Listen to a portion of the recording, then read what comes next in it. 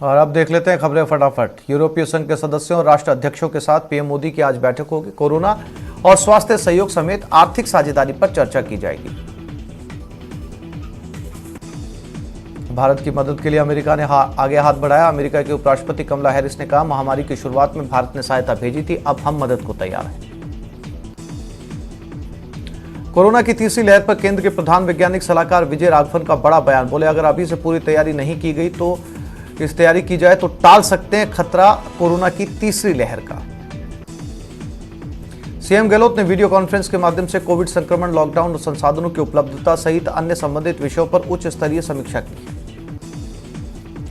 बैठक में सीएम ने कहा कि जिस गति से संक्रमण फैल रहा है उसमें बेहद जरूरी है कि सभी लोग स्व अनुशासन में रहकर राज्य सरकार के जीवन रक्षा के संकल्प में सहयोग दें। सीएम ने प्रदेशवासियों से अपील की है कि वे अपनी और अपनों की जीवन रक्षा के लिए 10 मई से लागू होने वाले लॉकडाउन की गाइडलाइन की पूरी तरह पालना करें। मुख्यमंत्री ने यह भी निर्देश दिए कि निजी अस्पताल कोविड रोगियों से उपचार के लिए तय की गई दरों से ज्यादा पैसे न वसूलें। राजस्थान के बाद कर्नाटक भी राज्य सरकार ने पूर्ण लॉकडाउन का ऐलान किया। सीएम येदियुरप्पा ने इसकी घोषणा करते हुए कहा कि 10 से 24 मई तक राज्य में कंप्लीट लॉकडाउन रहेगा। कांग्रेस अध्यक्ष सोनिया गांधी ने मोदी सरकार पर कोरोना वायरस महामारी को लेकर अपनी जिम्मेदारियों से पीछे हटने का आरोप लगाया। इस दौरान उन्होंने कहा कि मौजूदा हालात पर चर्चा के लिए तत्काल एक सर्वदलीय बैठक बुलाई जानी चाहिए। कांग्रेस नेता राहुल गांधी ने एक बार फिर प्रधानमंत्री नरेंद्र मोदी को चिट्ठी लिखी है। राहुल ने कोरोना संकट को लेकर प्रधानमंत्री नरेंद्र मोदी को कई सुझाव भी दिए, साथ ही संपूर्ण लॉकडाउन पर चर्चा की। सुप्रीम कोर्ट ने शुक्रवार को एक बार फिर ऑक्सीजन सप्लाई को लेकर कड़ा रुख अपनाया। दरअसल दिल्ली को फिर 700 एमटी से कम ऑक्सीजन मिला। सुप्रीम कोर्ट ने केंद्र को फिर फटकार लगाई। ममता बनर्जी ने पीएम नरेंद्र मोदी को चिट्ठी लिखकर ऑक्सीजन की सप्लाई करने की मांग की। ममता बनर्जी ने पीएम को लिखी चिट्ठी में कहा कि राज्य को अगले 7-8 दिनों में 550 मीट्रिक टन ऑक्सीजन की जरूरत पड़ सकती है। चिकित्सा मंत्री डॉक्टर रघु शर्मा और परिवहन मंत्री प्रताप सिंह खाचरियावास ने जयपुर के ईएसआई हॉस्पिटल का दौरा किया। इस दौरान खाचरियावास ने हॉस्पिटल को 20 ऑक्सीजन कॉन्सेंट्रेटर दिए। इस दौरान चिकित्सा मंत्री ने वैक्सीन को लेकर कहा कि इस वक्त वडोदरा में वैक्सीन की कमी है। जब पर्याप्त वैक्सीन मिलेगी तो पूरे प्रदेश में 18+ वालों को टीकाकरण होगा। परिवहन मंत्री खाचरियावास ने ऑक्सीजन सप्लाई को लेकर केंद्र सरकार पर प्रदेश के साथ भेदभाव का आरोप लगाया और कहा कि मांग के अनुसार वडोदरा को ऑक्सीजन नहीं मिल रही। वहीं बीजेपी प्रवक्ता रामलाल शर्मा ने प्रदेश सरकार के मंत्रियों, कांग्रेस विधायकों पर कोरोना गाइडलाइन के उल्लंघन का आरोप लगाया। वडोदरा में कोरोना की दूसरी लहर कहर साबित हो रही है। यहां 24 घंटे में 164 लोगों की मौत हो गई, जबकि 18,231 लोग संक्रमित पाए गए। राजधानी जयपुर में भी कोरोना का कोहराम जारी है। पिंक सिटी में 24 घंटे में रिकॉर्ड तोड़ 4,902 नए मामले सामने आए और यहां सबसे ज्यादा 48 लोगों ने अपनी जान गंवाई। लॉकडाउन के दौरान जयपुर मेट्रो बंद रहेगी, यानी 10 से 24 मई तक जयपुर मेट्रो की सेवाएं ठप रहेंगी। ये जानकारी जयपुर मेट्रो के सीएमडी अजिताभ शर्मा ने दी। दिल्ली में ऑक्सीजन संकट के बीच धंधेबाजों के ठिकानों पर छापेमारी लगातार जारी है। खान मार्केट इलाके में 425 से ज्यादा ऑक्सीजन कॉन्सेंट्रेटर बरामद किए गए। जयपुर पुलिस ने रेमडेसिविर की कालाबाजारी का भंडाफोड़ किया और डॉक्टर के साथ 2 एजेंट को गिरफ्तार किया। यह कार्रवाई विद्याधर नगर इलाके में की गई। पुलिस ने 2 रेमडेसिविर इंजेक्शन भी बरामद किए। अजमेर में भी पुलिस ने रेमडेसिविर की कालाबाजारी करते 2 युवतियों को हिरासत में लिया। दोनों से पूछताछ जारी। हैदराबाद के बाद अब उत्तर प्रदेश के इटावा में लायन सफारी की शेरनी कोरोना संक्रमित हुई है। हालांकि लायन सफारी में शेरों के संक्रमित की सूचना को सफारी प्रशासन सिरे से खारिज कर रहा है।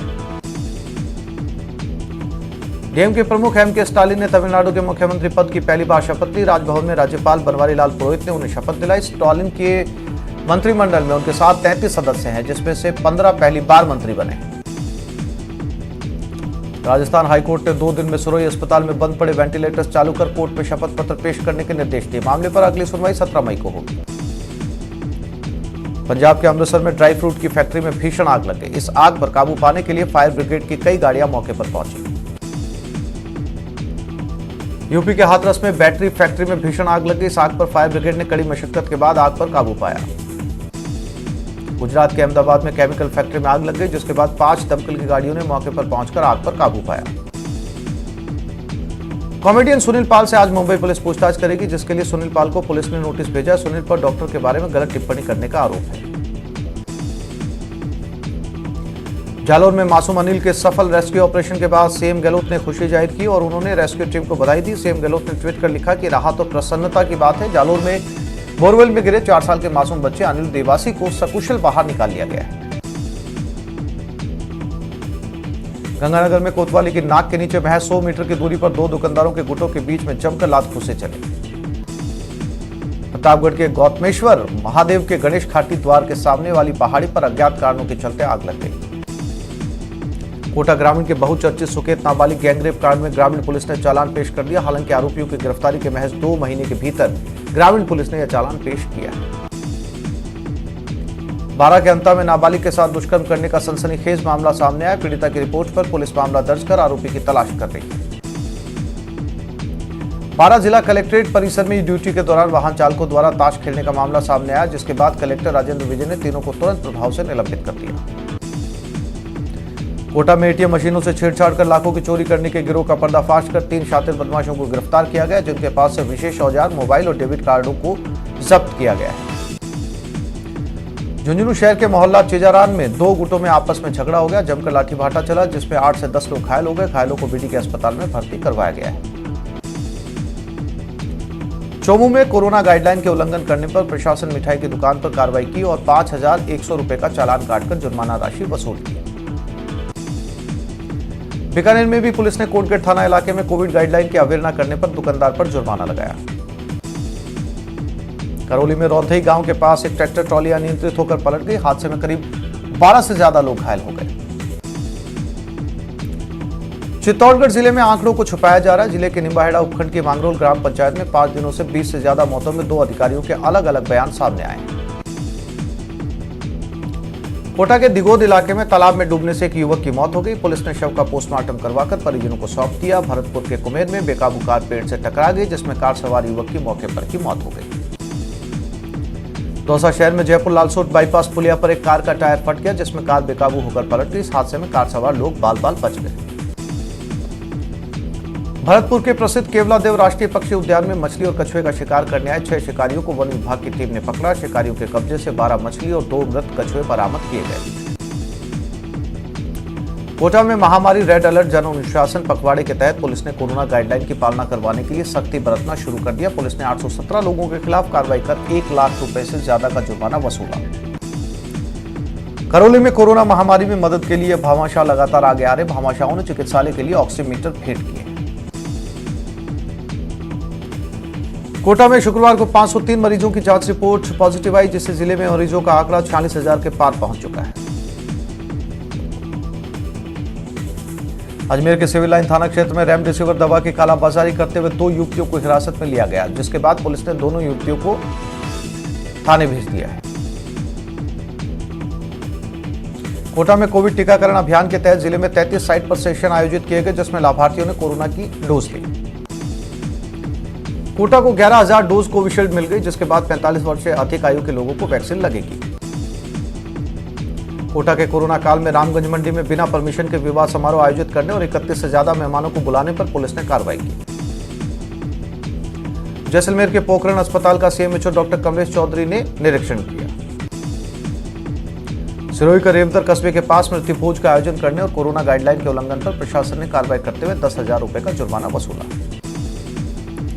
धौलपुर में कोरोना के बढ़ते संक्रमण को देखते हुए जिला कलेक्टर ने Covid care centre polytechnic college में कोविड मरीजों के संबंध में व्यवस्थाओं का जायजा लिया।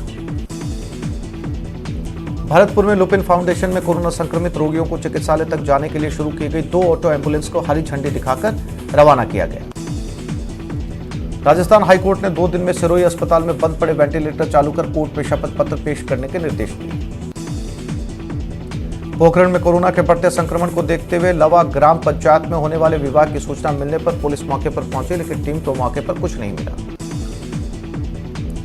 प्रतापगढ़ में कोरोना महामारी को लेकर गांव में प्रार्थना का दौर शुरू हो गया, जिसके चलते गांव के लोगों ने गांव में प्रवेश द्वार को सील कर दिया है।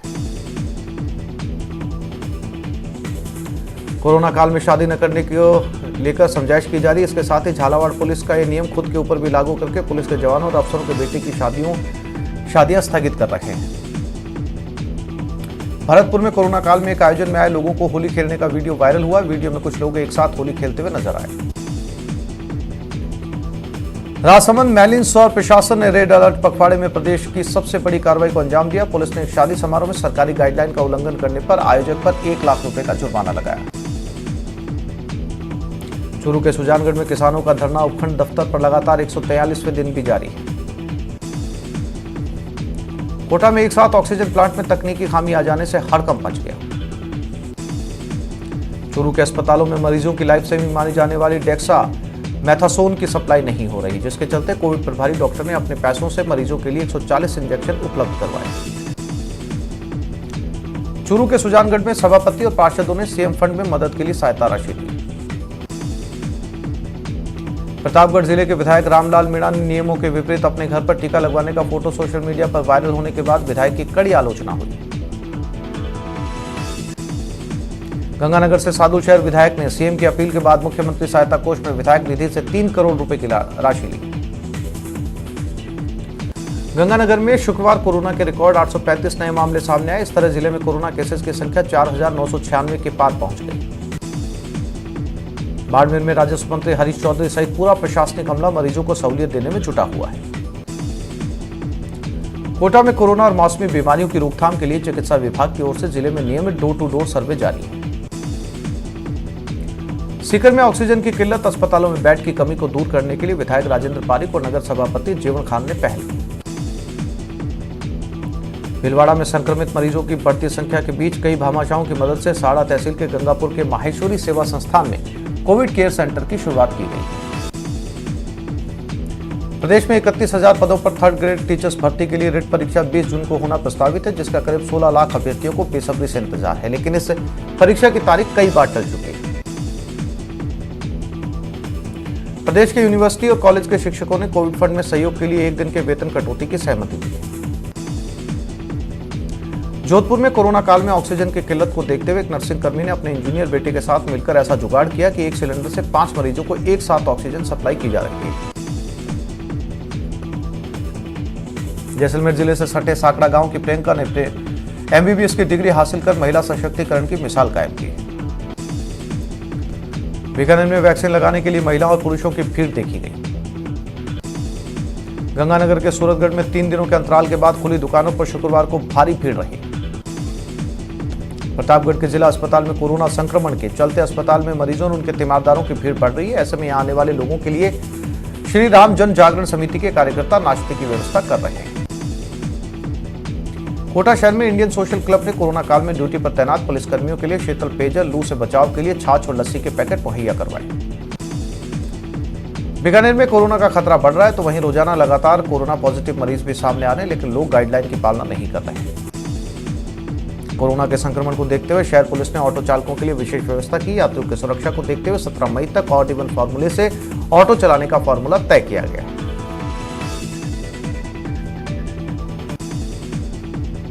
तो इस बुलेटिन में फिलहाल इतना ही। नमस्कार।